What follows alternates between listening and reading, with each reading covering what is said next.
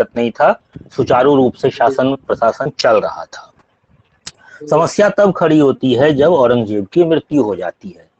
और चूंकि अभी हम लोग ब्रिटिश एक्सपेंशन देख रहे हैं, ब्रिटिश प्रसार देख रहे हैं भारत में कि ब्रिटिशों का प्रसार किस तरीके से होता है, तो इस प्रसार के जो विभिन्न आयाम हैं, इस प्रसार के जो विभिन्न आयाम हैं, हम लोग उस आयाम की चर्चा कर रहे थे। तो इस चर्चा के क्रम में हमने यूरोपीय ताकतों को देखा, इस चर्चा के क्रम में हमने यूरोपीय ताकत को देख लिया, फिर हमने बंगाल को देखा, फिर हमने कर्नाटक को देखा। इसी क्रम में एक और कड़ी है, वह है बाद के मुगल शासक, बाद के मुगल शासक।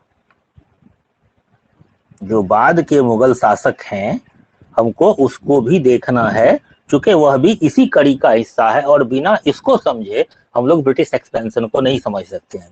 और यह जो ब्रिटिशों का प्रसार है, यह बड़ा ही उलझा हुआ टॉपिक है। इसमें इसको सुलझाने में इसीलिए समय लग रहा है। एक बार यहाँ पर यह चीज सुलझ जाएगा तो फिर आपको आगे इसको समझने में कोई दिक्कत नहीं होगी कि ब्रिटिशर्स जो है वह भारत पर शासन कैसे किया, ब्रिटिशर्स ने भारत पर किस प्रकार शासन किया और वह सफल क्यों रहा। ब्रिटिशर्स जो भारत में सफल रहा तो वह सफल क्यों हुआ, उसका कारण आपको यही समझ में आएगा और हम लोगों को इसी को सुलझाना है। तो इसी कड़ी में आज हम बात करेंगे परवर्ती मुगल शासकों की। आज हम बात करेंगे परवर्ती मुगल शासकों की कि जो औरंगजेब के बाद के मुगल शासक हुए तो उनसे किस तरह का संबंध रहा ब्रिटिशर्स का, उन्होंने क्या गलतियां की जिस वजह से एक इतना बड़ा साम्राज्य जो संपूर्ण भारत पर शासन कर रहा था, वह साम्राज्य छिन्न भिन्न हो गया। वह साम्राज्य सिर्फ दिल्ली के आसपास के क्षेत्रों में सिमट के रह गया और एक बड़े भूभाग पर मराठा साम्राज्य आ गया। और फिर बाद के दिनों में यह मुगल सल्तनत, मराठा साम्राज्य और बाकी सारे साम्राज्य जो है समाप्त हो गए। उसकी जगह पर ब्रिटिशर्स जो है वह भारत पर शासन करने लगे। तो इसी क्रम में आज हम देखेंगे परवर्ती मुगल शासकों को। तो देखिए, जब 1707 में औरंगजेब की मृत्यु होती है तो अभी तक आपने देखा मुगल सल्तनत में, मुगल काल में, या फिर सिर्फ मुगल काल की बात ना करें, आप संपूर्ण मुस्लिम काल की बात कर लें भारत में, 1206 ईस्वी में जब गुलाम वंश की स्थापना होती है और वहां से लेकर के अभी तक की आप बात करें तो देखेंगे कि उत्तराधिकार का कोई स्पष्ट नियम नहीं हुआ करता था। तो जिस वजह से शासक के मरने के बाद अक्सर उसके पुत्रों के बीच झगड़ा हो जाया करता था। तो जब 1707 ईस्वी में औरंगजेब की मृत्यु होती है, जब 1707 ईस्वी में औरंगजेब की मृत्यु होती है तो फिर इस मुगल सल्तनत में भी जब 1707 में औरंगजेब की मृत्यु होती है, औरंगजेब की मृत्यु होती है तो फिर देखते हैं आप कि इस मुगल सल्तनत में गृह युद्ध छिड़ जाता है। इस मुगल सल्तनत में अब सत्ता के लिए झगड़ा शुरू हो जाता है। तो झगड़ा किस किस के बीच शुरू होता है? तो औरंगजेब के 3 पुत्र हुआ करते थे। औरंगजेब के 3 पुत्र हुआ करते थे। इसका नाम था मुअज्जम, दूसरे का नाम था मोहम्मद आजम, दूसरे का नाम था मोहम्मद आजम और तीसरे का नाम था कामबख्श, तीसरे का नाम था कामबख्श। अब क्या हुआ कि मुअज्जम जो था वह जब औरंगजेब जीवित था तो इसने क्या किया था, इन तीनों के बीच, इन तीनों को अलग अलग क्षेत्रों का सूबेदार घोषित करके रखा था। तो जब औरंगजेब की मृत्यु होती है तो उस समय यह जो मुअज्जम था, यह मुअज्जम काबुल का सूबेदार था, यह मुअज्जम काबुल का सूबेदार था। फिर आजम जो है यह गुजरात का सूबेदार था और कामबख्श जो है वह बीजापुर का सूबेदार था। जब औरंगजेब की मृत्यु होती है तो उस समय मुअज्जम काबुल का सूबेदार है, आजम जो है गुजरात का सूबेदार है और कामबख्श बीजापुर का सूबेदार है। अब क्या होता है, जैसे ही औरंगजेब की मृत्यु होती है तो इन तीनों के बीच आपस में उत्तराधिकार का संघर्ष शुरू हो जाता है। तो इसमें क्या होता है कि जून 1707 ईस्वी में यह जो मुअज्जम की सेना थी, इस मुअज्जम की सेना ने आजम को पराजित कर दिया। मुअज्जम की सेना ने आजम को पराजित कर दिया। यह जो है पराजित हो गया। कब पराजित हो गया? तो जून 1707 ईस्वी में मुअज्जम जो है वह आजम को पराजित कर दिया। और यह संघर्ष जो हुआ था वह कहाँ हुआ था? तो उस जगह का नाम है जाजऊ। उस जगह का नाम है जाजऊ। यह कहां पर है? तो यह आगरा के आसपास का क्षेत्र है। तो इस जाजऊ के संघर्ष में जो जून 1707 ईस्वी में होता है, इसमें मुअज्जम ने क्या किया? आजम को पराजित कर दिया, हरा दिया। और उसके बाद यह गद्दी पर अपना अधिकार कर लिया। अब जब गद्दी पर अपना अधिकार कर लिया तो उसके बाद इसने बहादुर शाह की उपाधि धारण की। इसने कौन सी उपाधि धारण की? तो बहादुर शाह की उपाधि धारण की। और इसी नाम से, बहादुर शाह के नाम से जो है यह दिल्ली की गद्दी पर बैठा, मुगल गद्दी पर बैठा। बाद के दिनों में इसी को बहादुर शाह प्रथम कहा जाने लगा। बाद में 1709 ईस्वी में, यह घटना तो 1707 की है जब इसने जाजऊ में आजम को पराजित कर दिया। और फिर 1709 ईस्वी में इसने क्या किया? तो बीजापुर के निकट ही, इस मुअज्जम ने बीजापुर के निकट ही अपने भाई कामबख्श को हरा दिया।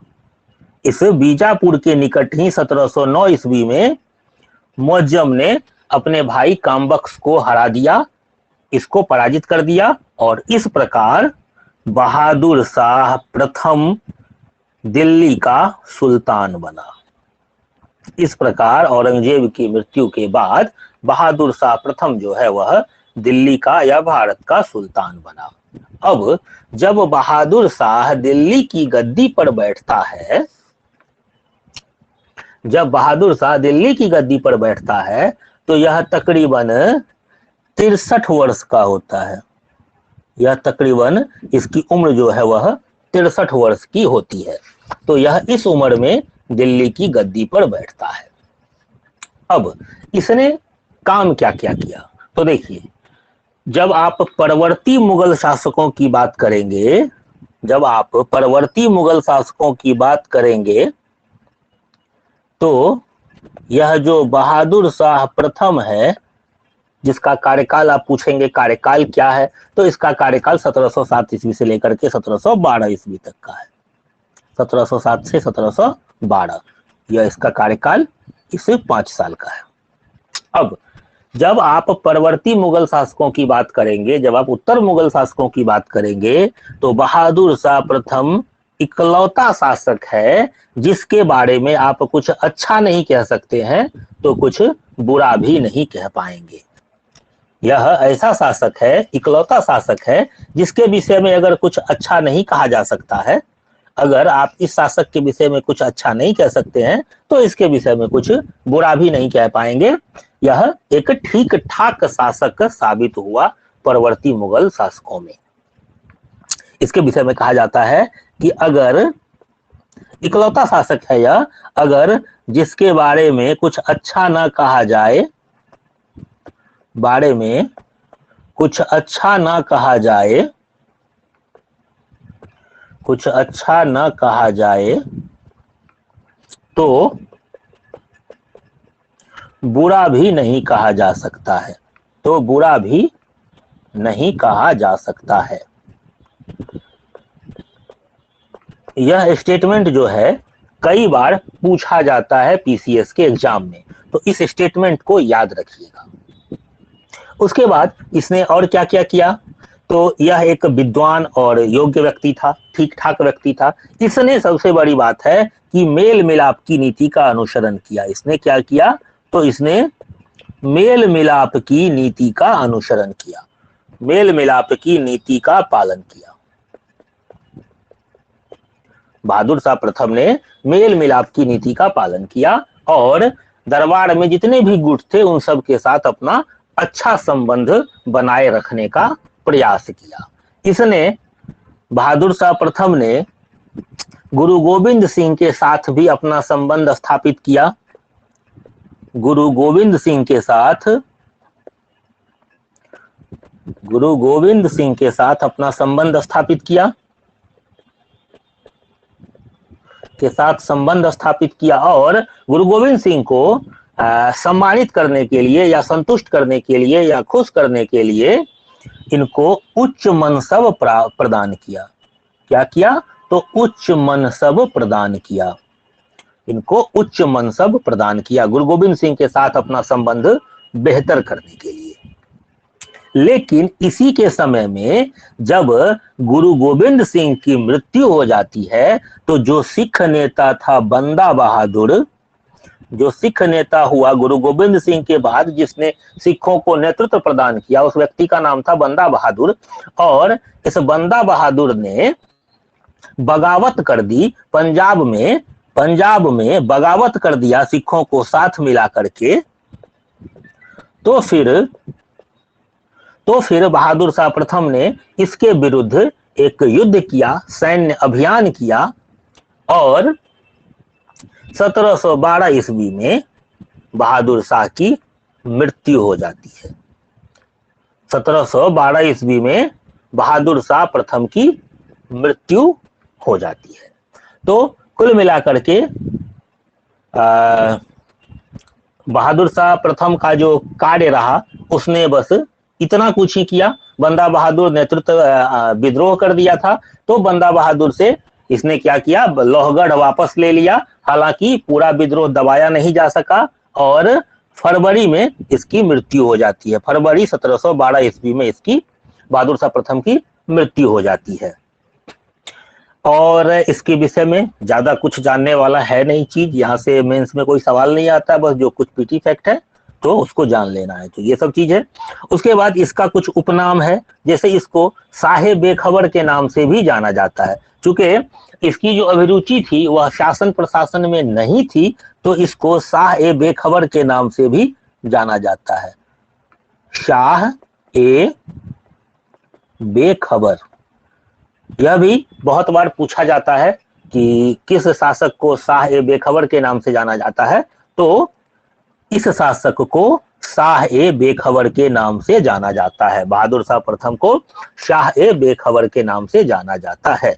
अब जब बहादुर शाह प्रथम की मृत्यु होती है तो बहादुर शाह के 4 पुत्र होते हैं। बहादुर शाह प्रथम के 4 पुत्र होते हैं और उन चारों पुत्रों में फिर से वही संघर्ष, वही खूनी संघर्ष सत्ता का प्रारंभ होता है। तो इसका जो पुत्र था वह कौन कौन था? तो एक का नाम आपने सुना होगा जहांदार शाह। जो इसका दूसरा पुत्र था उसका नाम क्या था? तो उसका नाम था अजीम उस्सान। तीसरा जो पुत्र था उसका नाम था रफी उस्सान। और जो इसका चौथा पुत्र था उसका नाम था जमान शाह। इसका जो चौथा पुत्र था उसका नाम था जमान शाह। इन चारों के बीच फिर से उत्तराधिकार का संघर्ष होता है और इस संघर्ष में जहांदार शाह विजयी होता है। इस संघर्ष में जहांदार शाह विजयी होता है और यह भारत का सुल्तान बन जाता है, मुगल बादशाह बन जाता है। अब जहांदार शाह विजयी हुआ और यह भारत का शासक बन गया। तो अब आप कहेंगे कि जहांदार शाह का कार्यकाल क्या है? तो जहांदार शाह का कार्यकाल है 1712 ईस्वी से लेकर के 1713 ईस्वी तक का। यह मात्र 1 साल गद्दी पर बैठता है। अब देखिए, जब जहांदार शाह अपने तीनों भाइयों को पराजित करके दिल्ली की गद्दी पर बैठता है तो यही, अब इस समय में क्या होता है कि चूंकि जैसे ही केंद्रीय सत्ता कमजोर हो गई, केंद्रीय ताकत कमजोर हो गया, तो अब क्या हुआ कि चूंकि यह जो मुगल थे यह एक तरफ से तुर्क थे और दूसरी तरफ से मंगोल थे। यह आपको पता होगा कि यह जो मुगल थे, यानी कि मुगल की बात करें, जब भारत में मुगल सत्ता स्थापित होती है तो भारत में मुगल सत्ता स्थापित करने का जो है बाबर को जाता है। बाबर ने 1526 ईस्वी में भारत में मुगल सत्ता की स्थापना की।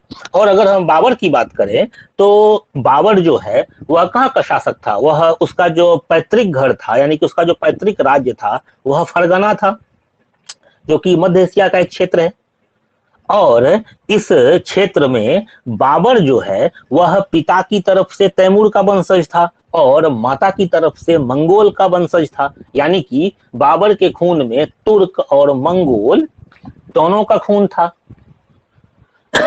तो जो मध्य एशिया से लोग बाबर के साथ आए और फिर बाद में कुछ मुस्लिम भारत आए, तो अब भारत में मुगल दरबार में क्या होता है कि 3-4 गुट बन जाता है। कौन कौन सा गुट बन जाता है? तो इसमें गुट बनता है तुरानी गुट, ईरानी गुट, अफगानी गुट और हिंदुस्तानी गुट। यह 4 प्रकार का अमीरों का मुगल दरबार में गुट बन जाता है। तो अभी जब बहादुर शाह प्रथम की मृत्यु होती है तो इस जहांदार शाह की मदद जो है, इस जहांदार शाह की मदद ईरानी गुट का जो नेता होता है, ईरानी गुट का जो नेता था जुल्फिकार खां, जुल्फिकार खां, इसने जहांदार शाह की मदद की। इस ईरानी गुट के नेता जुल्फिकार खां ने इसकी मदद की और इसी की मदद से जहांदार शाह जो है वह दिल्ली की गद्दी पर बैठ गया। अब क्या हो रहा था कि यह जो गुट थे, यह विभिन्न गुट अपने अपने समर्थक राजा को राजा बनाना चाह रहे थे ताकि उनको राज्य में अच्छा पद प्राप्त हो सके, उनको महामंत्री का पद प्राप्त हो सके। तो इसी कड़ी में सबसे पहली बार कोई शासक जो है किसी गुट की सहायता से शासक बना तो वह था जहांदार शाह, जिसका मदद किया ईरानी गुट का नेता जुल्फिकार खां ने। इस जुल्फिकार खां की मदद से जहांदार शाह दिल्ली की गद्दी पर बैठ जाता है। उसके बाद इस शासक ने, जहांदार शाह ने क्या किया, तो मराठा और हिंदू राजाओं के साथ, हिंदू और मराठा राजाओं के साथ मैत्रीपूर्ण संबंध बनाए रखा। मराठा के साथ संबंध जो था वह मैत्रीपूर्ण बनाए रखा। इसी शासक ने जहांदार शाह ने ही राजा जयसिंह को, आमेर का जो राजा जयसिंह था, आमेर का राजा जयसिंह, इसको सवाई की उपाधि दी थी और उसको कहा था, जयसिंह को नाम दिया था मिर्जा राजा सवाई जयसिंह।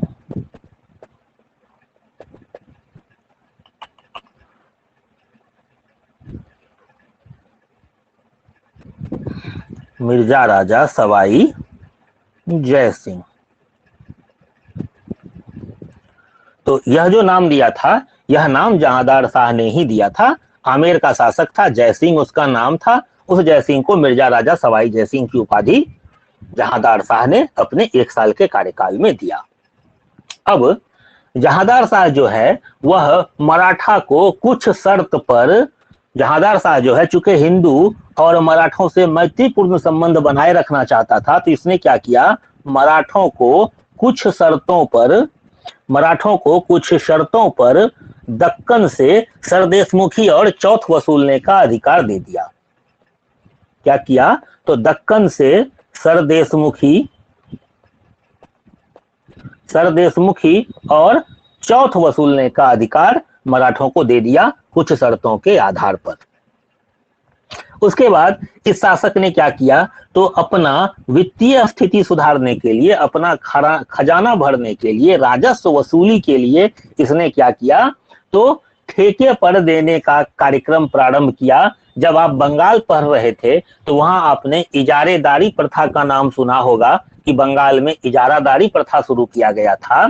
तो इजारादारी प्रथा जो है दिल्ली में लागू किसने किया, तो वह जहांदार शाह था। इसने क्या किया, ठेका पर राजस्व वसूलने का कार्य दिया गया जिसको कहा गया इजारा व्यवस्था। तो इजारा व्यवस्था लागू करने का श्रेय जो है जहांदार शाह को जाता है, इसने इजारा व्यवस्था लागू किया। अब जहांदार शाह का जो उपनाम है वह उपनाम है लंपट मूर्ख। जहांदार शाह का उपनाम जो है वह है लंपट मूर्ख। यह सवाल पूछा जाता है, इस चीज को ध्यान रखिएगा, यह फैक्ट को, लंपट मूर्ख और दूसरा इजारा व्यवस्था। इजारा व्यवस्था जो है जहांदार शाह लागू किया, इसका कार्यकाल मात्र 1 साल का है, 12 से 13 तक। इसमें इसने इजारा व्यवस्था लागू किया। मराठा को कुछ शर्तों पर दक्कन से सरदेशमुखी और चौथ वसूलने का अधिकार दिया। आमेर का राजा जयसिंह को मिर्जा राजा सवाई जयसिंह का उपाधि दिया और इसने इजारा व्यवस्था लागू किया और इसको लंपट मूर्ख कहा जाता है। अब क्या होता है कि यहाँ आपने देखा कि बहुत सारे गुट जो हैं अब मुगल दरबार में सक्रिय हो जाते हैं और किसी गुट की सहायता से पहली बार जो कोई शासक बनता है तो वह शासक होता है जहांदार शाह, और जब जहांदार शाह शासक बनता है तो दूसरे गुट के लोग भी चाहते हैं कि उसका समर्थन करने वाला शासक जो है गद्दी पर बैठे। तो इसी क्रम में क्या होता है कि हिंदुस्तानी जो गुट था, जो हिंदुस्तानी गुट था, 4 गुट बताए थे कि तुरानी गुट, ईरानी गुट, अफगानी गुट और हिंदुस्तानी गुट। तो हिंदुस्तानी गुट के जो अमीर थे, जो नेता था, जिसको कि सैयद बंधु के नाम से जाना जाता है, अब उस सैयद बंधु का नाम है अब्दुल्ला खां और हुसैन अली खां बाराह। 2 भाई थे, एक का नाम था अब्दुल्ला खां और दूसरे का नाम था हुसैन अली बाराह। तो इस सैयद बंधु की मदद से जहांदार शाह का भतीजा जो है फर्रुखसियर, वह जहांदार शाह को गद्दी से हटा देता है और पदस्थ कर देता है और स्वयं गद्दी पर बैठ जाता है, सिंहासनारूढ़ हो जाता है और भारत का नया शासक बनता है। तो भारत का नया शासक कौन बनेगा? तो बनेगा फर्रुखसियर।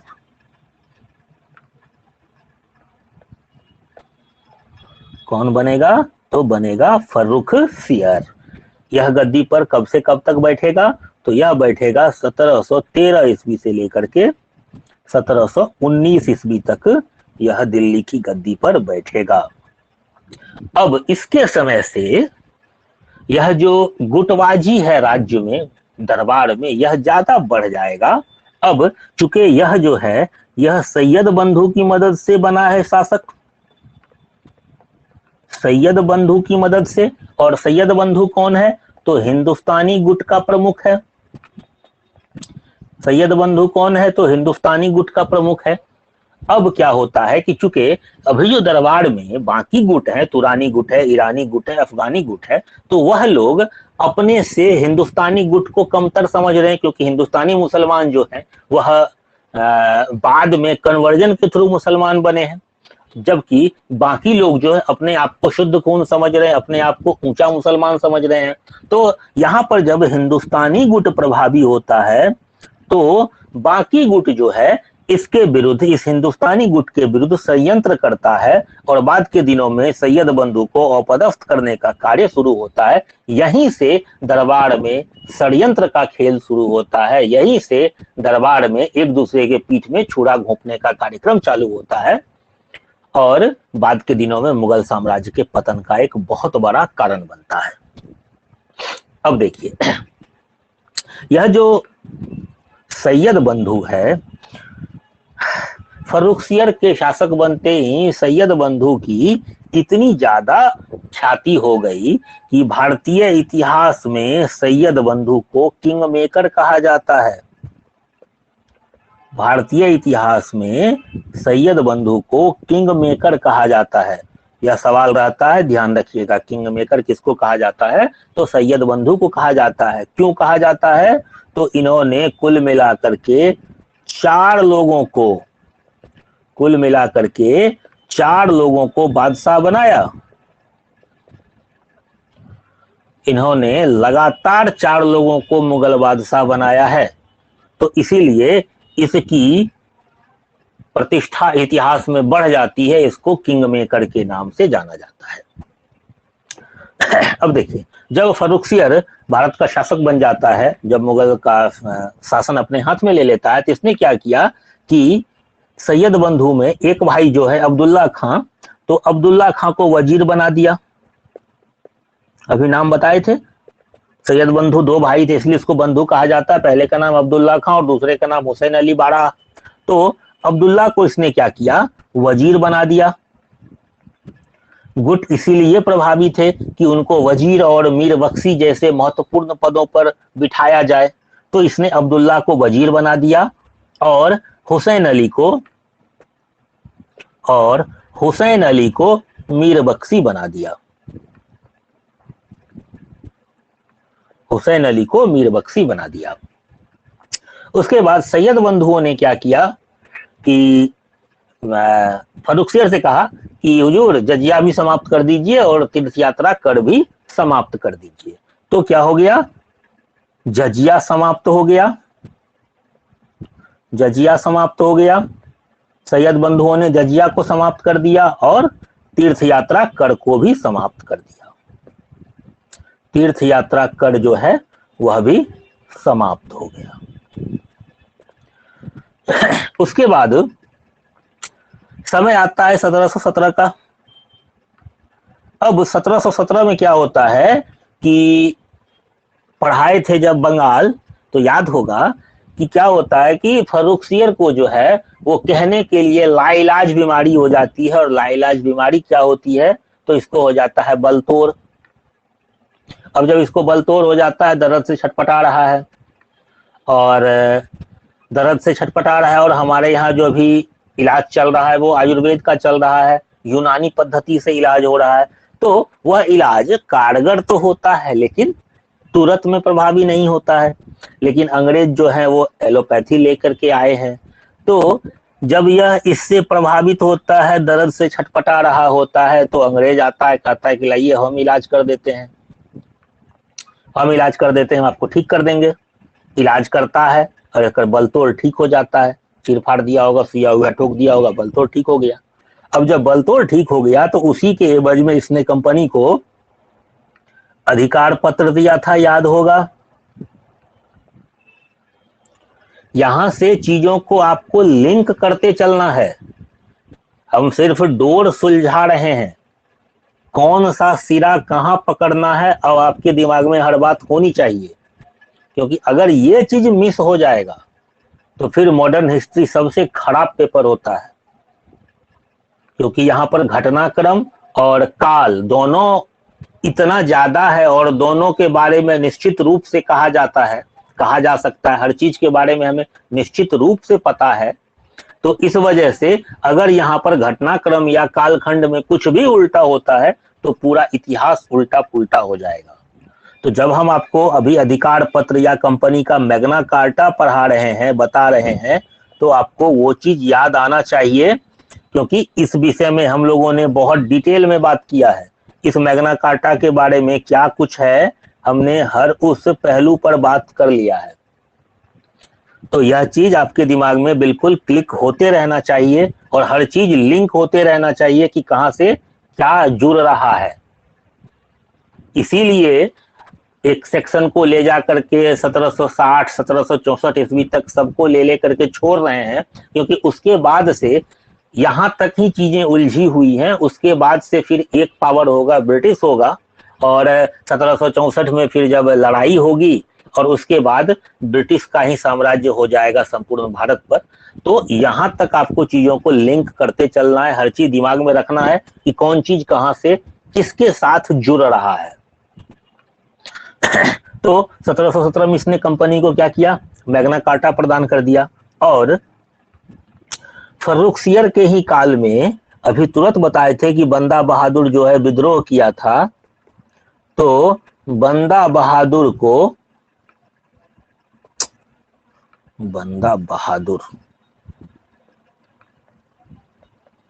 तो फर्रुखसियर के ही काल में बंदा बहादुर को मृत्युदंड दे दिया गया। बंदा बहादुर को मृत्युदंड दे दिया गया। अब क्या हुआ कि अभी तक तो सब कुछ बड़ा अच्छा चल रहा था, बड़ा चंगा चल रहा था, सब बढ़िया जी तो सब चंगा जी चल रहा है। लेकिन क्या हुआ कि षड्यंत्र इतना ज्यादा हो गया, इतना ज्यादा दरबार में गुटबाजी होने लगा, षड्यंत्र होने लगा, और यह जो फर्रुखसियर था, इसके बारे में कहा जाता है कि अब कान का बड़ा ही कच्चा शासक था। फर्रुखसियर कान का बड़ा ही कच्चा शासक था। यह किसी की भी बातों पर बड़ी जल्दी भरोसा कर लेता था। अब जब यह किसी की भी बातों पर बड़ी जल्दी भरोसा कर लेता था, तो क्या हुआ कि कुछ लोगों ने इसको सैयद बंधुओं के खिलाफ भड़का दिया। जब सैयद बंधुओं के खिलाफ इसको भड़काने लगा, और समय से पहले जो है सैयद बंधुओं को भी इस षड्यंत्र के बारे में पता चल गया कि शासक जो है वह हमारे खिलाफ ही षड्यंत्र करना प्रारंभ कर दिया है। तो जब सैयद बंधु को इन षड्यंत्रों के बारे में पता चला, तो सैयद बंधु ने क्या किया कि मराठा पेशवा जो था बालाजी विश्वनाथ, सैयद बंधु ने क्या किया कि मराठा पेशवा, उस वक्त मराठा का पेशवा था बालाजी विश्वनाथ, तो मराठा पेशवा बालाजी विश्वनाथ और मारवाड़ के शासक थे, और मारवाड़ के शासक थे अजीत सिंह। मारवाड़ के शासक थे अजीत सिंह। तो इन दोनों की मदद से सैयद बंधुओं ने क्या किया कि जून 1917 में, सॉरी 1719 में, जून उल्टा हो गया, जून 1719 में क्या किया कि इसने फर्रुखसियर को अपदस्थ कर दिया। इन दोनों की मदद से सैयद बंधुओं ने जून 1719 में फर्रुखसियर को गद्दी से अपदस्थ कर दिया और हत्या कर दी, और फर्रुखसियर की हत्या कर दी।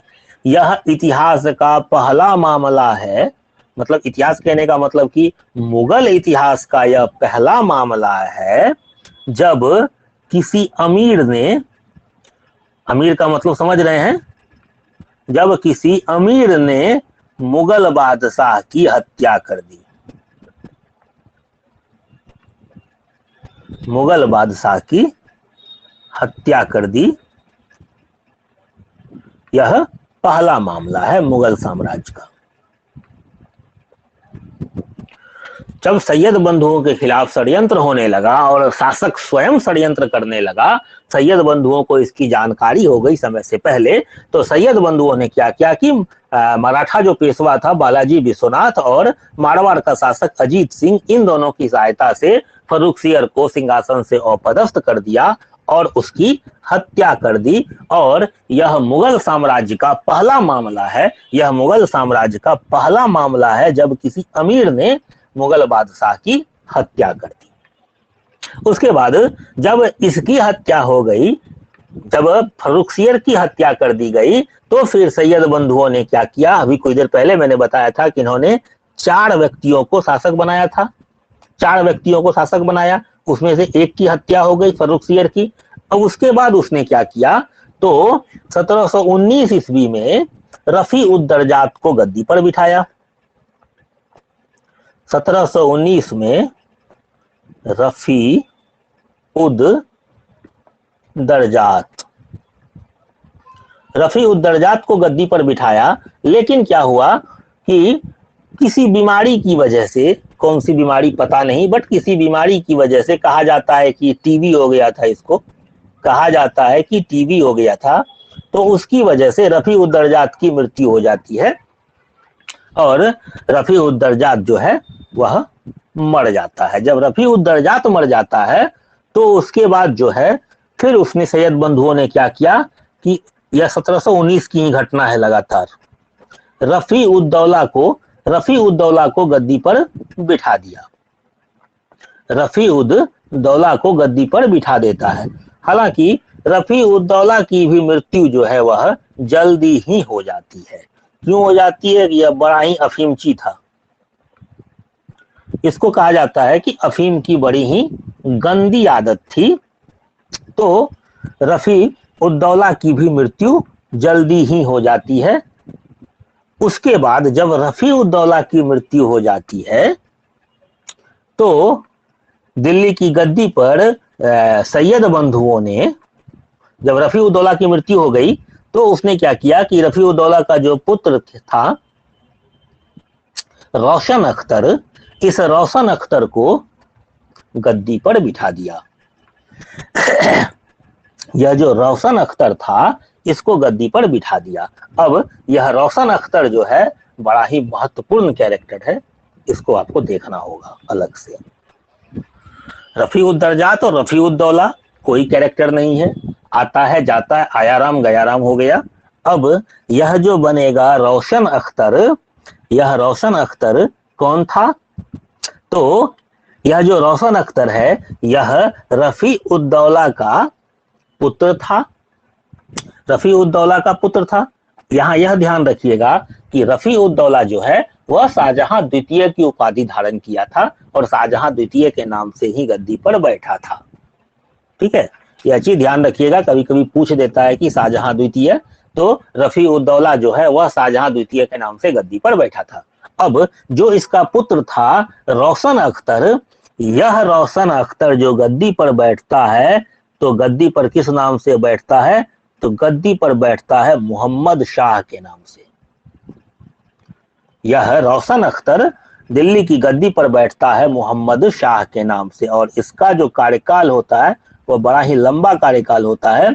यह 1719 से 1748 तक भारत की गद्दी पर बैठता है। यह मोहम्मद शाह या रोशन अख्तर 1719 से 1748 तक गद्दी पर बैठता है। यह इतना विलासी व्यक्ति था, इतना विलासी और कामुक व्यक्ति था कि इसको जो उपाधि दी गई वह रंगीला की उपाधि थी। इसका जो उपनाम था वह रंगीला था, इसीलिए आप पढ़ते हैं इसको मोहम्मद शाह रंगीला। इसका असली नाम क्या था? इसका असली नाम था रोशन अख्तर। किस नाम से गद्दी पर बैठा? तो मोहम्मद शाह के नाम से। और चूंकि इसका जो चरित्र था वह इस तरह का था, इतना ही विलासी व्यक्ति था, इतना कामुक व्यक्ति था कि इसको रंगीला की उपाधि दे दी गई और यह मोहम्मद शाह रंगीला कहलाया जाने लगा। इसी के काल में यह अंतिम व्यक्ति था जिसको सैयद बंधु ने सम्राट बनाया था, और इसी के काल में सैयद बंधुओं का पतन हो जाता है। सैयद बंधु का पतन हो जाता है। यह सवाल पूछा जाता है कि किसके काल में, किस शासक के काल में सैयद बंधु का पतन हो गया? तो यह मोहम्मद शाह रंगीला था जिसके काल में सैयद बंधु का पतन हो गया। मोहम्मद शाह रंगीला का ही काल था जिस काल में मुगल साम्राज्य का पतन जो है वह बड़ी ही तेज गति से हुआ, वह बड़ी तेज गति के साथ हुआ। मोहम्मद शाह रंगीला का कार्यकाल था।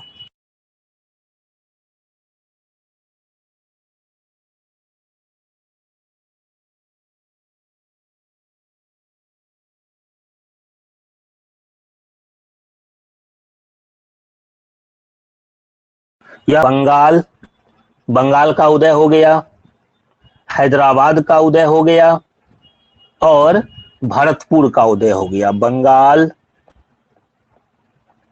हैदराबाद,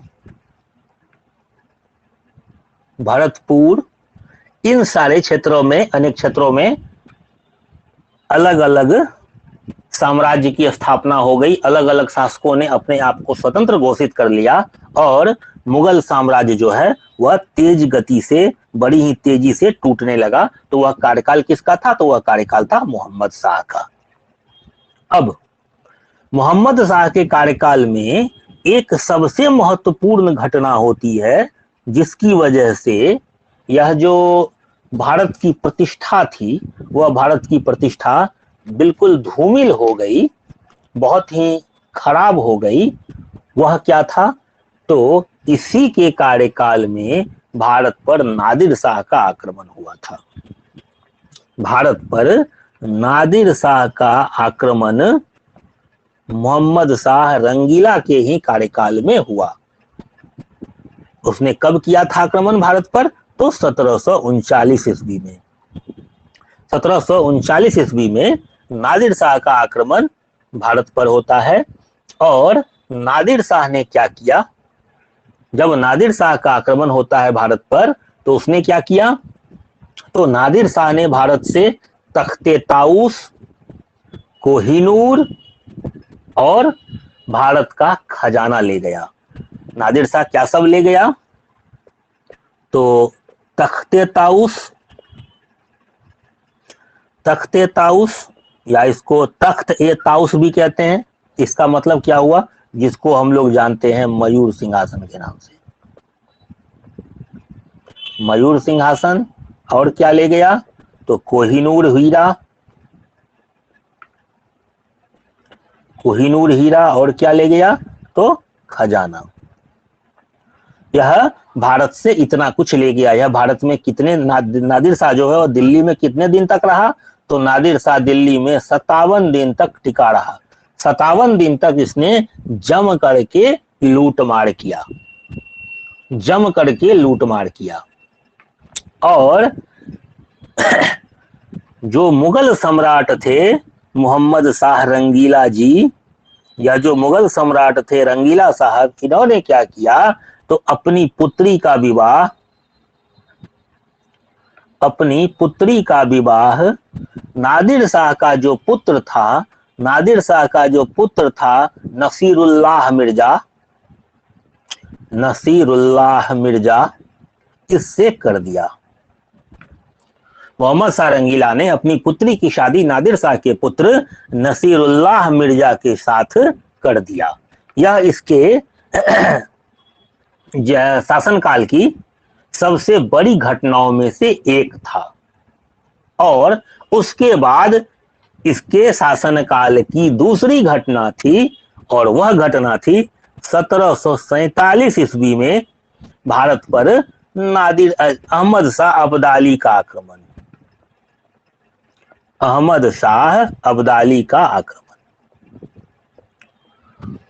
यह जो घटना थी, यह उसके शासनकाल की दूसरी महत्वपूर्ण घटना थी। अब घटना महत्वपूर्ण क्यों थी, तो देखिए, नादिर शाह 1739 में भारत पर आक्रमण करता है, 47 दिन दिल्ली में रहता है, लूटमार किए हुए है। और वह क्या करता है, भारत से क्या क्या ले जाता है, तो भारत से तख्ते ताउस लेके चला जाता है, मयूर सिंहासन, कोहिनूर हीरा लेके चला जाता है, खजाना लूटता है, और दिल्ली की प्रतिष्ठा या फिर भारत की प्रतिष्ठा या सल्तनत की प्रतिष्ठा और क्या धूमिल होगी कि वह सल्तनत का जो पहचान चिन्ह है उसको उठा करके ले जा रहा है, जबरदस्ती लूट करके ले जा रहा है। और जाते जाते वहां के शासक से अपने पुत्र से उसकी बेटी का विवाह भी करके जाता है। अर्थात भारत का जो शासक है वह लूटने के बाद भी अपनी पुत्री की शादी उस शासक के पुत्र से करने को मजबूर है, तो इससे भारत की प्रतिष्ठा पर जबरदस्त आघात पहुंचता है। और उसके बाद अहमद शाह अब्दाली का आक्रमण होता है, तो इसने भी भारत की प्रतिष्ठा को धूमिल किया। अब लोगों को पता चल गया, बाहरी व्यक्तियों को पता चल गया कि भारत के पास अब वह ताकत नहीं बचा है, अब भारत जो है अपनी सीमाओं की रक्षा करने के लिए सक्षम नहीं है। अब भारत को कोई भी जीत सकता है, कोई भी जो सुसंगठित सेना लेकर के आएगा वह भारत पर शासन कर सकता है। और इन सब घटनाओं ने को ये सीख दिया कि भारत चूंकि भिन्न अवस्था में है, भारत में अभी एकता वाली कोई बात नहीं है, तो इसकी वजह से भारत पर शासन किया जा सकता है। और इन सब घटनाओं ने एक सम्मिलित रूप से जब देखेंगे, समग्र रूप से देखेंगे, तो पाइएगा कि इन सब घटनाओं की वजह से भारत पर ब्रिटिश शासन स्थापित होता है। अब 47 में जब अहमद शाह अब्दाली भारत पर आक्रमण करता है, तो यह क्या करता है कि काबुल, कांधार, इन सब को अपने अंदर जीत लेता है, इन सब का शासक बन जाता है। उसके बाद इसने भारत पर कुल 7 बार आक्रमण किया और लूट मार करके भारत को छिन्न भिन्न कर दिया। अब चलिए आगे। यह था मोहम्मद शाह रंगीला का कार्यकाल। अब मोहम्मद शाह रंगीला के बाद जब मोहम्मद शाह रंगीला की मृत्यु हो जाती है, मोहम्मद शाह रंगीला की मृत्यु हो जाती है, तो मोहम्मद शाह का एकमात्र पुत्र था जिसका नाम था अहमद शाह। मोहम्मद शाह रंगीला का एकमात्र पुत्र था जिसका नाम था अहमद शाह, और इसका कार्यकाल पूछेंगे क्या है, तो यह है 1748 से 1754 का। यह दिल्ली की गद्दी पर बैठता है, यह मुगल बादशाह बनता है। अब इसका सबसे पहले जन्म देखिए क्या है, तो अहमद शाह का जन्म जो है वह एक नर्तकी से हुआ था। अर्थात मोहम्मद शाह रंगीला के दरबार में एक नर्तकी थी जिसके साथ मोहम्मद शाह का संबंध हुआ, और बाद में मोहम्मद शाह ने उस नर्तकी से शादी कर ली, तो उस शादी से जो पुत्र उत्पन्न हुआ उसका नाम था अहमद शाह। यह मोहम्मद शाह रंगीला का एकमात्र पुत्र था। अब देखिए कहीं कहीं पर आप लोग इसका नाम अहमद शाह देखेंगे और कहीं कहीं पर अहमद शाह बहादुर भी आपको दिखेगा।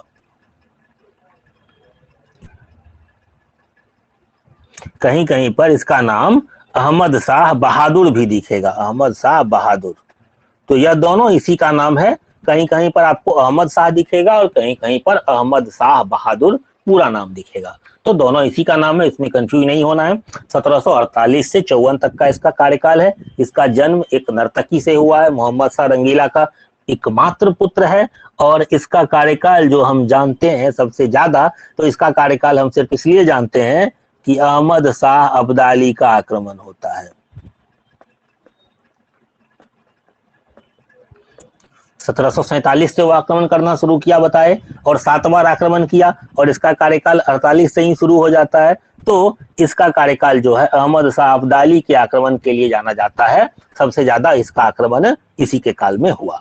उसके बाद अहमद शाह के समय जो है उधम बाई नाम से जो एक प्रसिद्ध महिला है उसका राजकाज पे दखल स्थापित हो जाता। अब यह उधम बाई कौन है, तो यह उधम बाई वही नृत्यांगना है जो कि अहमद शाह की मां है, यानी कि राजमाता है।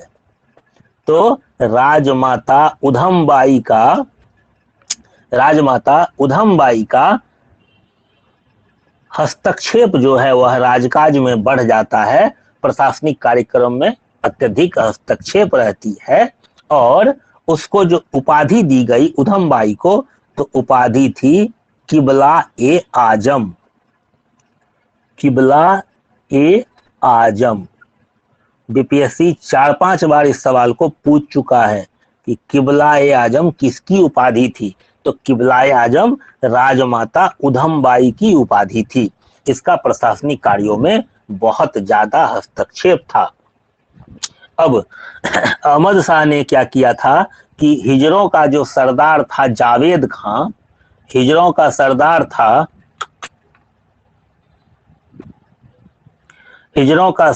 था जावेद खां, इस जावेद खां को नवाब बहादुर की उपाधि दी थी। इस जावेद खां को नवाब बहादुर की उपाधि दी थी। हिजरों का सरदार था और इस सरदार को नवाब बहादुर की उपाधि दी। उसके बाद मराठा सरदार जो मल्हार राव था, तो उसके सहयोग से इमादुल मुल्क ने सफदरजंग को अपदस्थ करके मुगल साम्राज्य का वजीर बन गया। सफदरजंग जो है वह अवध का नवाब हुआ करता था और वह मुगल साम्राज्य का वजीर भी था। इसी सफदरजंग ने भारत पर आक्रमण करने के लिए आक्रांताओं को बुलाया था। यह जो भारत पर आक्रमण हुआ था नादिर शाह का, तो इस नादिर शाह को भारत पर आक्रमण करने के लिए इसी सफदरजंग ने बुलाया था। इसी सफदरजंग ने उसको क्या कहते हैं, आमंत्रण भेजा था कि आप आइए और भारत पर आक्रमण करिए, इससे आपको भारत में बहुत सारा धन प्राप्त होगा। तो यह जो सफदर जंग है, तो इस सफदर जंग को अपदस्थ करके जब ये क्या कहते हैं हैदराबाद पढ़ाएंगे ना, अवध पढ़ाएंगे, तो वहां डिटेल से इन चीजों को देखेंगे। अभी एक एक चीज को देखते चलिए। तो सफदर जंग के बारे में वहां डिटेल में बात करेंगे, क्योंकि अवध को हम लोगों को जानना जरूरी है, इन डिटेल देखना है। तो सफदर जंग जो है वह अभी तक मुगल साम्राज्य का वजीर था, इसीलिए उसको नवाब वजीर भी कहा जाता था। तो मुगल साम्राज्य का जो वजीर था उसको अपदस्थ करके इमादुल मुल्क जो है अब वह वजीर बन गया मुगल साम्राज्य का। और 1754 में जो है, और 1754 में यह जो वजीर बना इमादुल मुल्क, यह जो वजीर बना इमादुल मुल्क, इमाद उल मुल्क, यह जो वजीर बना था, तो इसने क्या किया, मराठों से सहयोग लिया, मराठा से सहयोग लिया, और मराठों के सहयोग के द्वारा जो है इसने क्या किया, अहमद शाह को दिल्ली की गद्दी से हटा दिया, अहमद शाह को अपदस्थ कर दिया,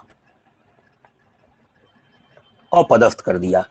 कौन किया, तो 1754 में इमादुल मुल्क ने मराठा से सहयोग लिया और इसने क्या किया कि अहमद शाह को दिल्ली की गद्दी से अपदस्थ कर दिया, और इसको क्या किया कि जेल में डाल दिया, अपदस्थ करके इसको क्या किया, अंधकार जेल में डाल दिया,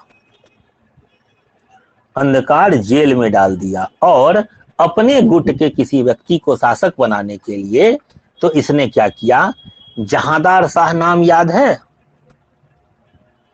तो जहांदार शाह का एक पुत्र था आलमगीर द्वितीय, जहांदार शाह का पुत्र था आलमगीर द्वितीय। तो इसने क्या किया, 1754 ईस्वी में आलमगीर द्वितीय को दिल्ली की गद्दी पर बिठा दिया, आलमगीर द्वितीय को दिल्ली की गद्दी पर बिठा दिया। कब, तो 1754 ईस्वी।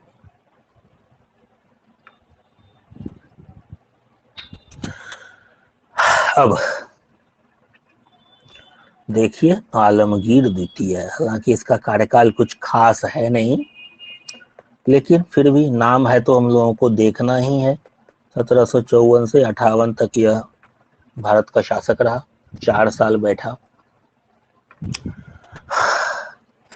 और यह जो है अपने पूरे कार्यकाल में अपने वजीर का कठपुतली बना रहा, वजीर का कठपुतली बना रहा यह शासक। वजीर चूंकि चाह ही रहा था कोई कठपुतली राजा जो है वह गद्दी पर बैठे, तो इमादुल मुल्क ने आलमगीर द्वितीय को गद्दी पर बिठाया और यह अपने पूरे शासनकाल में वजीर का कठपुतली बना रहा। 1757 में जो पलासी की लड़ाई होती है, याद होगा, तो उस पलासी की लड़ाई के समय दिल्ली का बादशाह यही था, दिल्ली का बादशाह यही था। 1757 में जो पलासी की लड़ाई, चूंकि इसका कार्यकाल 54 से 58 है और पलासी की लड़ाई 1757 में होती है, तो उस समय दिल्ली का बादशाह यही था। इसके समय में जो है अहमद शाह अब्दाली दिल्ली तक घुस गया। इसी के कार्यकाल में अब्दाली जो है अब्दाली दिल्ली तक चढ़ गया।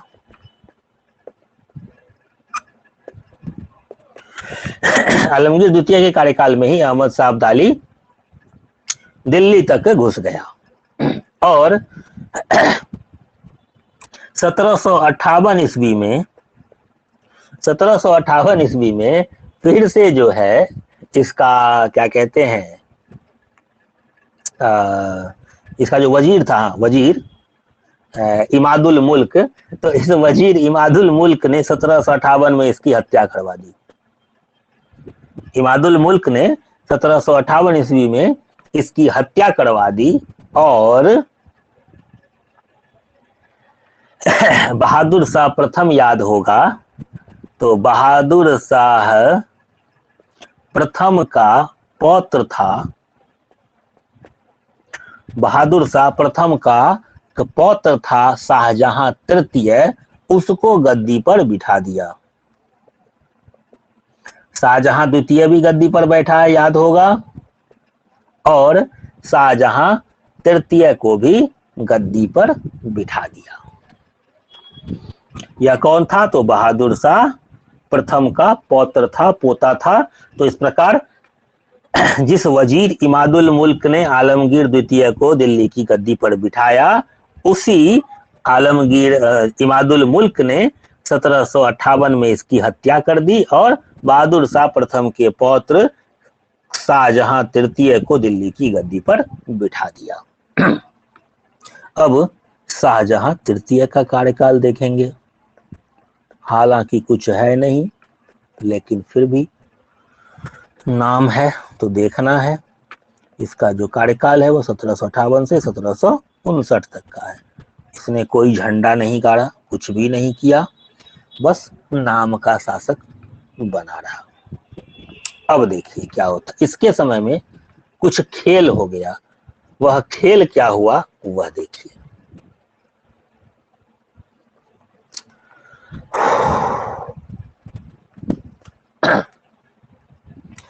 देखिए खेल क्या होता है। यह जो शाहजहां तृतीय को इमादुल मुल्क ने गद्दी पर बिठा दिया, तो उस समय आलमगीर द्वितीय का जो पुत्र था, जब उसकी हत्या हो रही थी, तो आलमगीर, अभी जो शासक था वो आलमगीर द्वितीय था, तो आलमगीर द्वितीय का जो पुत्र था उसका नाम था अली गौहर। आलमगीर द्वितीय का जो पुत्र था उसका नाम था अली गौहर। और यह जो अली गौहर है, तो यह अली गौहर अभी बिहार में था। यह अली गौहर बिहार में था। तो जब आलमगीर द्वितीय की हत्या हो जाती है और इमादुल मुल्क ने शाहजहां तृतीय को गद्दी पर बिठा दिया, तो उसी समय अली गौहर क्या करता है, तो अपने आप को नाम देता है, अपने आप को नाम देता है अली गौहर शाह आलम। अली गौहर अपने आप को नाम देता है शाह आलम द्वितीय, और शाह आलम द्वितीय नाम देकर के अपने आप को दिल्ली का बादशाह घोषित कर देता है। दिल्ली का, अपने आप को दिल्ली का बादशाह घोषित कर देता है। हालांकि सिंहासन पर शाहजहां तृतीय बैठा हुआ है, लेकिन अली गौहर चूंकि बिहार में है, तो इसने क्या किया, अपने आप को शाह आलम द्वितीय की उपाधि दी और दिल्ली का बादशाह घोषित कर दिया। ठीक है। अब जब यह अपने आप को दिल्ली का बादशाह घोषित कर दिया, लेकिन यह अभी तक पटना में ही, मतलब अभी तक यह बिहार में ही रुका रहा। तो यह पहला मामला था कि जब किसी शासक की हत्या या फिर उसकी मृत्यु हो जाती है, तो अब दो अलग अलग स्थान पर दो अलग अलग बादशाह बने हुए हैं, अपने आप को अलग अलग बादशाह घोषित किए हुए हैं। कौन कौन भाई? तो दिल्ली में गद्दी पर अभी कौन बैठा हुआ है? तो अभी गद्दी पर बैठा हुआ है शाहजहां तृतीय, और दूसरा बिहार में अपने आप को कौन घोषित किए हुआ है शासक? तो बिहार में अपने आप को दिल्ली का शासक घोषित किया हुआ है शाह आलम द्वितीय।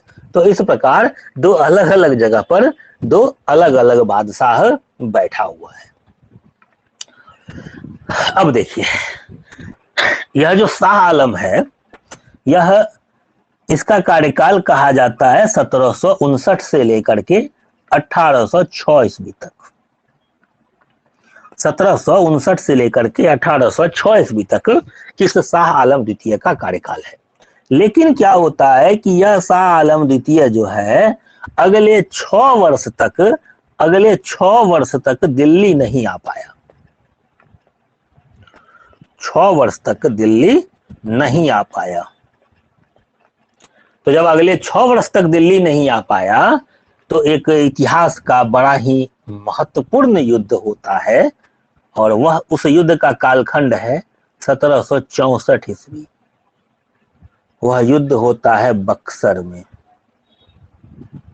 और इस युद्ध ने भारत में ब्रिटिशर्स को स्थापित कर दिया।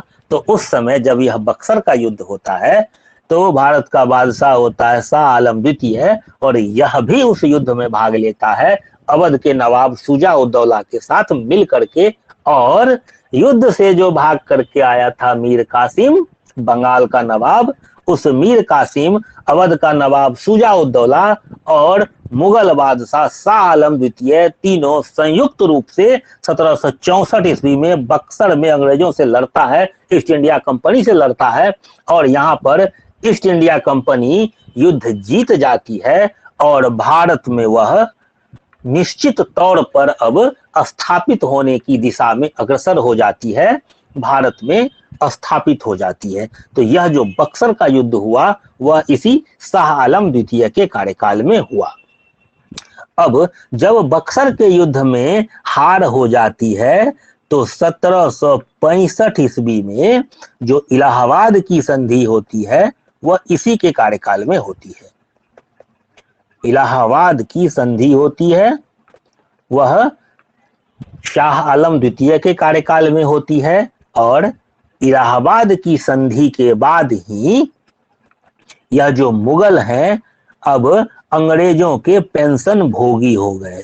अब अंग्रेजों के पेंशन भोगी हो गए, यानी कि अब मुगल सिर्फ नाम के बादशाह रह गए, सिर्फ नाम के बादशाह रह गए, बाकी अब उनके पास कोई बादशाहत नहीं बची। अब वो क्या हो गए, तो अब वो अंग्रेजों के पेंशन भोगी हो गए। तो यह शाह आलम द्वितीय का ही कार्यकाल था। उसके बाद 1772 ईस्वी में 1772 ईस्वी में जो मराठा थे महादजी सिंधिया, मराठा सरदार थे महादजी सिंधिया, यह जो मराठा सरदार थे महादजी सिंधिया, इसने क्या किया कि शाह आलम द्वितीय को सपोर्ट किया, शाह आलम द्वितीय को सपोर्ट किया और दिल्ली की गद्दी पर बिठाने में मदद किया। दिल्ली की गद्दी पर एक बार फिर से इसको बिठा दिया। अभी तक जो यह पेंशन भोगी बना हुआ था, दिल्ली की गद्दी पर यह नहीं बैठा हुआ था, बिहार के बाहर, तो मतलब राजधानी के बाहर था, अभी तक राजधानी में प्रवेश नहीं कर पाया था डर से। इसको डर लग रहा था कि हम राजधानी में प्रवेश करेंगे हमारी हत्या हो जाएगी। तो महादजी सिंधिया ने 1772 ईस्वी में इसकी मदद की और 72 ईस्वी में ही फिर यह दिल्ली की गद्दी पर यानी कि मुगल सिंहासन पर बैठाया गया। लेकिन इसी के काल में शाह आलम द्वितीय के कार्यकाल में ही अंग्रेज जो है दिल्ली पर अधिकार कर लिए, अंग्रेज दिल्ली पर अधिकार कर लिए। यह इसी का कार्यकाल था। शाह आलम द्वितीय का ही कार्यकाल था जब अंग्रेज जो है दिल्ली पर अधिकार कर लिया। अब जब शाह आलम द्वितीय की मृत्यु हो जाती है, शाह आलम द्वितीय की मृत्यु होती है 1806 ईस्वी में, तो 1806 ईस्वी में इसका जो पुत्र है वह अकबर द्वितीय के नाम से, अकबर द्वितीय के नाम से दिल्ली की गद्दी पर बैठता है। तो अब जो हमारा अगला शासक है वह है अकबर द्वितीय। अकबर द्वितीय, इसका कार्यकाल होता है 1806 ईस्वी से लेकर के 1837 ईस्वी तक। इसके कार्यकाल में भी कुछ खास चीज नहीं होता है। अब जो मुगल सल्तनत है वह लाल किला तक ही सिमट करके रह गया है।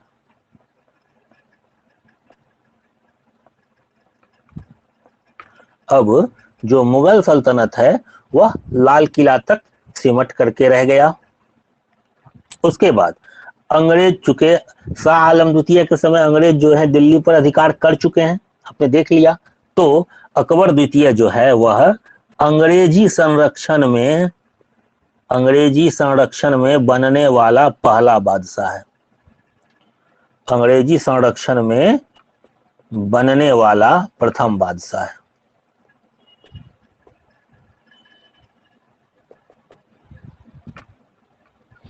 अकबर द्वितीय अंग्रेजी संरक्षण में बनने वाला पहला बादशाह है। उसके बाद अकबर द्वितीय ने ही राममोहन राय को राजा की उपाधि दी थी। याद होगा आपको कि राममोहन रॉय को राजा राममोहन रॉय हम लोग कहते हैं, तो अकबर द्वितीय ने ही राममोहन रॉय को राजा की उपाधि दी थी।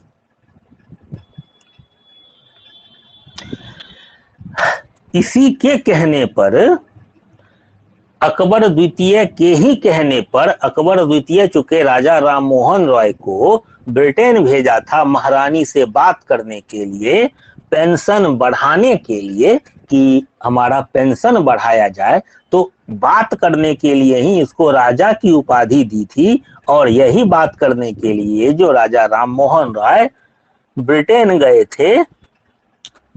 गए थे और वहीं पर उनकी मृत्यु हो जाती है। तो वह इसीलिए राजा राममोहन राय बात करने गए थे, राजा की उपाधि मिली थी उनको और वहीं पर उनकी मृत्यु हो जाती है।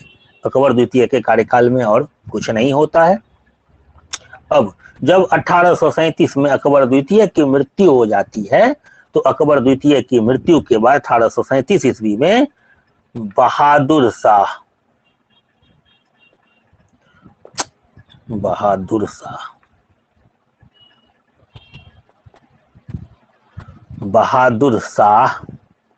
द्वितीय या फिर जफर इसका उपनाम था। यह शेरो शायरी का शौकीन व्यक्ति था, शेरो शायरी किया करता था। तो जो शेरो शायरी करता था तो यह जफर उपनाम से ही शेर वेर लिखा करता था, शायरी वगैरह लिखा करता था। तो बहादुर शाह द्वितीय जो है वह 1837 ईस्वी में अकबर द्वितीय की मृत्यु के बाद दिल्ली की गद्दी पर बैठता है और यही हमारा अंतिम मुगल शासक होता है। तो अंतिम मुगल शासक कौन होता है? तो बहादुर शाह द्वितीय, जिसको हम लोग बहादुर शाह जफर के भी नाम से जानते हैं। तो इसका कार्यकाल क्या है?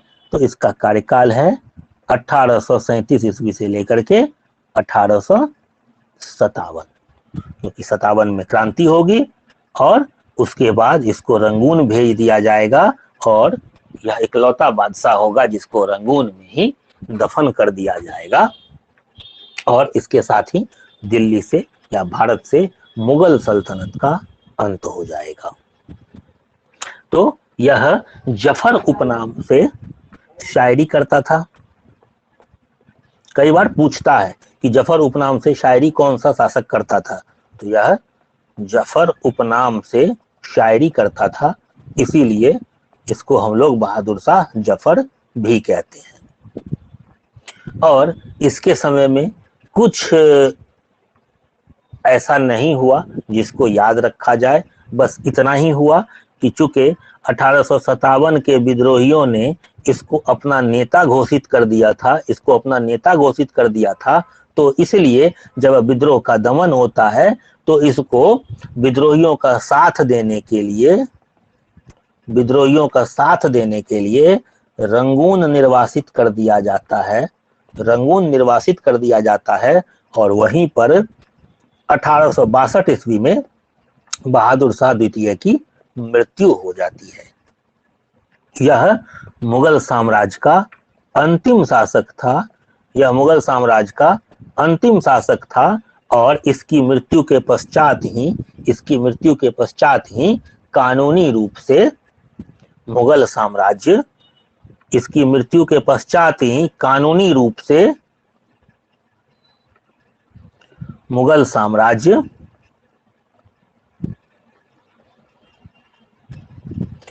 साम्राज्य जो है वह जब महारानी विक्टोरिया का घोषणा पत्र आता है 1 नवंबर 1858 का, तो उस दिन कानूनी रूप से मुगल साम्राज्य जो है वह समाप्त हो जाता है। 57 में इसको निर्वासित करके भेज दिया गया। 57 का विद्रोह खत्म होता है। 1 नवंबर 1858 को रानी का घोषणा पत्र आता है और उसी घोषणा पत्र के साथ भारत में कानूनी रूप से मुगल साम्राज्य समाप्त हो जाता है, मुगल वंश खत्म हो जाता है।